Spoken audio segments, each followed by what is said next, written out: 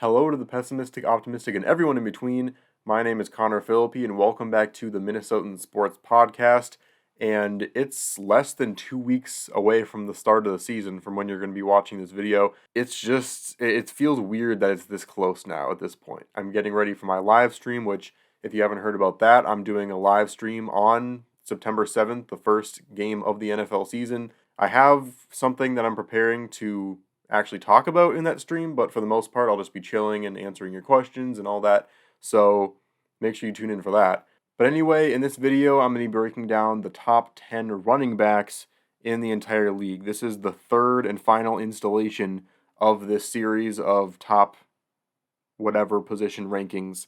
I did top 20 with quarterbacks and with wide receivers, but I feel like with running backs, there's kind of a bigger drop off. It's kind of that top tier, and then there's a big drop off from 10 to 20. So I just decided to keep it with 1 to 10.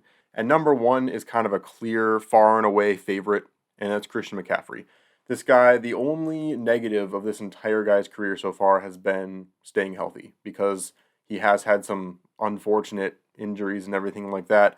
But he had a fully clean year last year. He didn't get injured, and he was a beast. I mean, the guy can do pretty much everything from a running back standpoint. He can run the ball, he can pass block, he can catch the ball as well. The guy's just a beast in every facet of the game.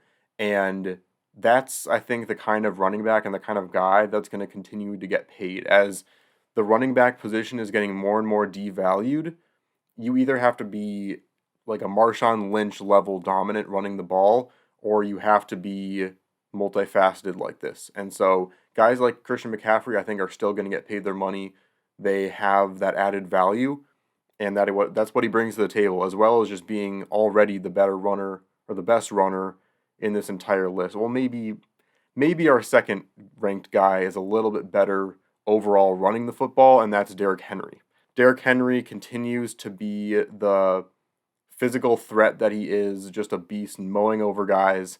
I mean, he's the closest thing to this generation's version of Marshawn Lynch that we'll see. I'm not saying he's as good. I'm just saying he's the best comparison we have.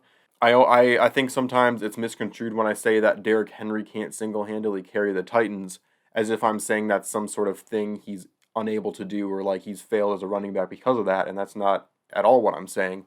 I'm simply saying that no running back can single-handedly carry a team like that, especially in this generation and this version of the league that we're seeing today. But that's not taking away from anything I think about Derrick Henry. He's the second best running back in this entire league, and it's not close. Number three, we have Jonathan Taylor, and this is a guy that is now in the contract disputes. He requested a trade. It doesn't look like the Colts are going to grant it, so he's kind of disgruntled right now.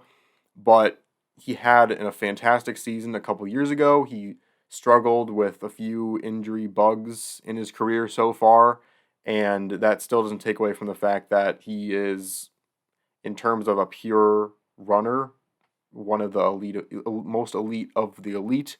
And these are the kind of the guys that get overshadowed by the fact that they're on a really bad team. You know, the Colts last season were really rough.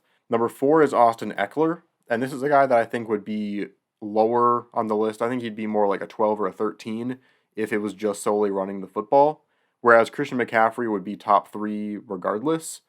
I think that Austin Eckler's ability to pass catch is one of the things that bumps him up this high. And I might be a little higher on Austin Eckler than other people are, but I just think his all-around ability to run the ball is one of the main reasons why I'm as high as I am this year for the Chargers. I think that, because everyone has heard at this point from my videos that I am very high on the Chargers this year. I think they're going to be a much better team, and I believe in them this year, which might be a mistake.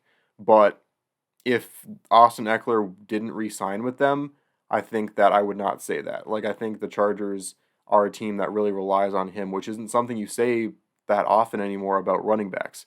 But I think Eckler has that multi-faceted approach as well as McCaffrey to make him this high up on the list for me. Number 5, we have Nick Chubb. Now, this is a guy that, again, another guy, I feel like I'm Chris Collinsworth saying this is a guy. Now here's a guy who, but anyway, Nick Chubb, he's another one of those guys where the team he was on last year kind of overshadowed the fact that he still is just a beast. He's another one of those guys like Derrick Henry that just mows over guys. He's a fantastic runner in general, and he's a furious runner down the gut. And he would be getting a lot more media coverage and a lot more lights would be shining on him if the Browns weren't so bad last year, and also if all of the cameras weren't on Deshaun Watson and that whole controversy. I think that people would be talking a lot more about Nick Chubb. Number 6, we have Josh Jacobs. This is a running back that a couple years ago people were already counting out. He had the one rough year, and people were saying, "Oh man, like he's not going to be as good as everyone thinks he was going to be before he went into the league." And then he had his season where, I was high on him for a while. My faith in him did kind of waver that season, I will admit. Then he came in last year and he proved that the Raiders were an even worse team without him. And he's just another one of those guys that is just a pure runner of the football. And he showed what he can do last year, and I think he's going to continue to get better. And not only is he a consistently good runner just in every down aspect, but he also seems to come up clutch when he's needed. That one really big run he had late in the season last year was huge. He just has kind of a home run potential that not a lot of running backs have on this list.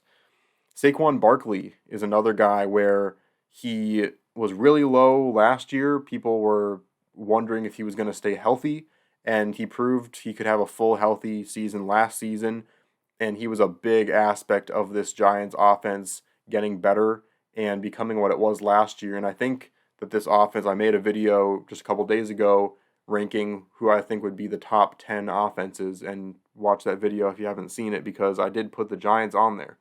When they were 16th ranked in points per game last year, I had them that high because I do believe in Barkley, and I think he's going to continue to get stronger, as he last year was kind of still working his way back up from that injury.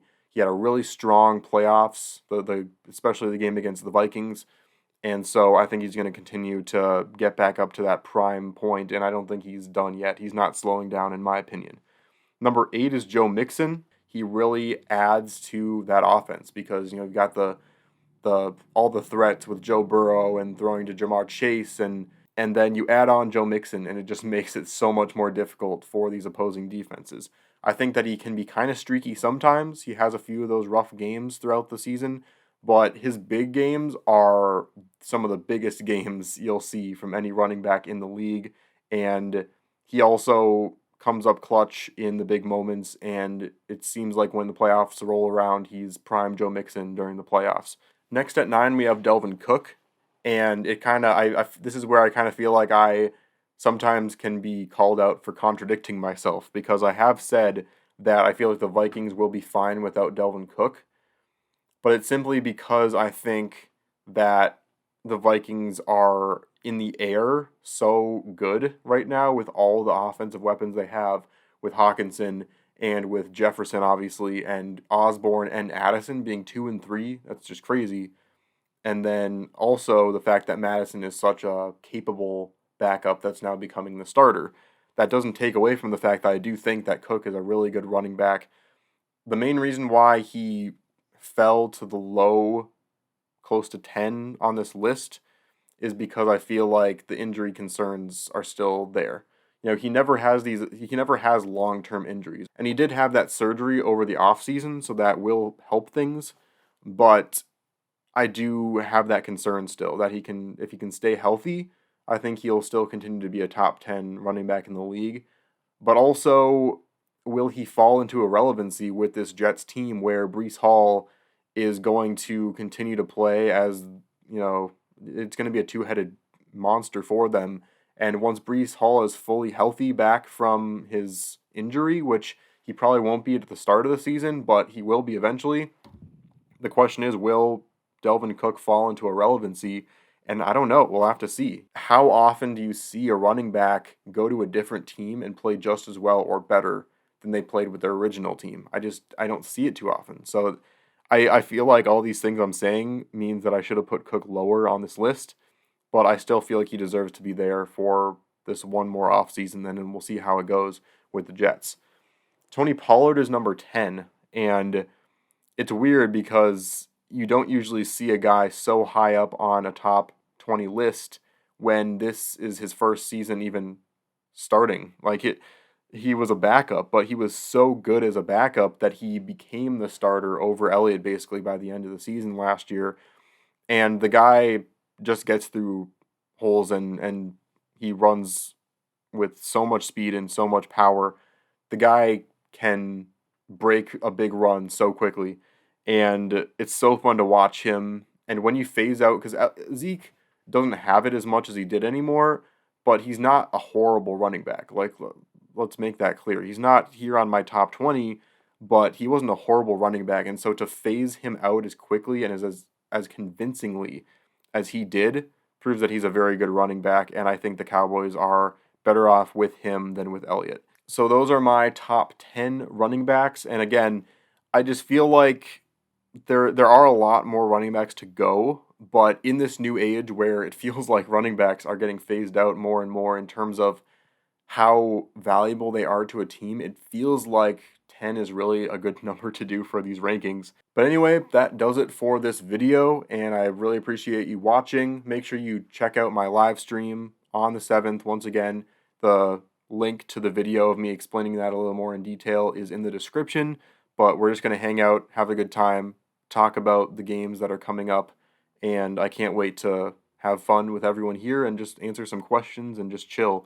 But let me know if you have any questions or comments about this video as well in the comments. I always love interacting and just explaining my take a little further in the comments and having conversations. So thanks again, and I'll see you on the flip side.